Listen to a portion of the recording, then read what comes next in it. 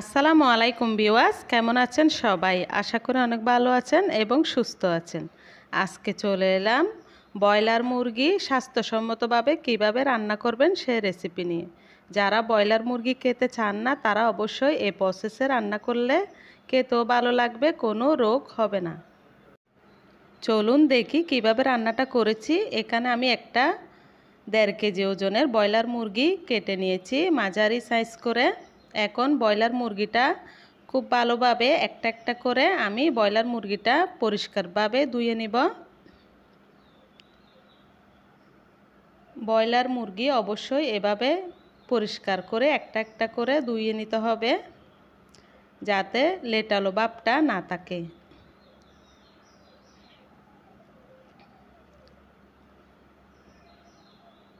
আমি এভাবে এক পিস করে ব্রয়লার মুরগি পরিষ্কার করে ধুয়ে নেব।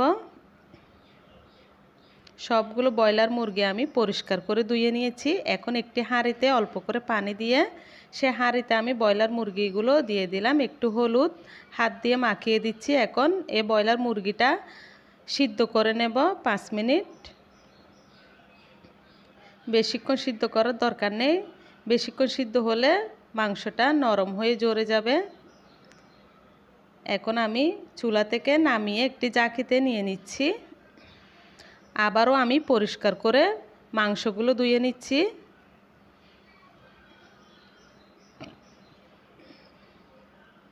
এখন আমি মাংস থেকে পানিটা ঝরে যাওয়ার জন্য একটি প্লেটের উপর রেখে দিলাম জাকিটা। চুলায় বসিয়ে দিলাম একটি প্যান, এর মধ্যে দিয়ে দিচ্ছি রান্না করা সয়াবিন তেল পরিমাণ মতো, 2টি তেজপাতা, 2টি এলাচ। এখন দিয়ে দিচ্ছি পেঁয়াজ আর 2টো কাঁচামরিচ পেস্ট করে একটু নেড়েচেড়ে ভেজে নিলাম পেঁয়াজটা প্রথমে। তারপর দিয়ে দিচ্ছি রসুন আর আদা বাটা 2 টেবিল চামচ, 1 টেবিল চামচ সরিষা বাটা। আবারও মিক্স করে একটু ভেজে নিলাম।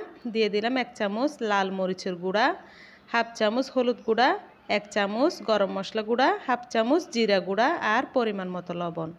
এখন ভালোভাবে একটু ভেজে নিচ্ছি। তারপর আমি দিয়ে দিচ্ছি আধা কাপ পানি। পানিটা দিয়ে আবারও নেড়ে চেড়ে একটু কষিয়ে নেব। এভাবে 5 মিনিট চুলার আঁচটা মিডিয়ামে রেখে কষিয়ে নিতে হবে। এ পর্যায়ে একটি টমেটো কেটে দিয়ে দিলাম। আবারও একটু নেড়ে চেড়ে ভেজে নিচ্ছি। তারপর আবারও ডেকে একটু কষিয়ে নেব। এ পর্যায়ে আমি মাংসগুলো দিয়ে দিলাম। এখন উল্টে পাল্টে মিক্স করে নিচ্ছি। এখন কোনো পানি দেব না, এভাবেই উল্টে পাল্টে কষিয়ে নিতে হবে 5 মিনিট চুলার আঁচটা মিডিয়ামে রেখে। এখন আমি একটি ঢাকনি দিয়ে ডেকে এগুলো কষিয়ে নেব।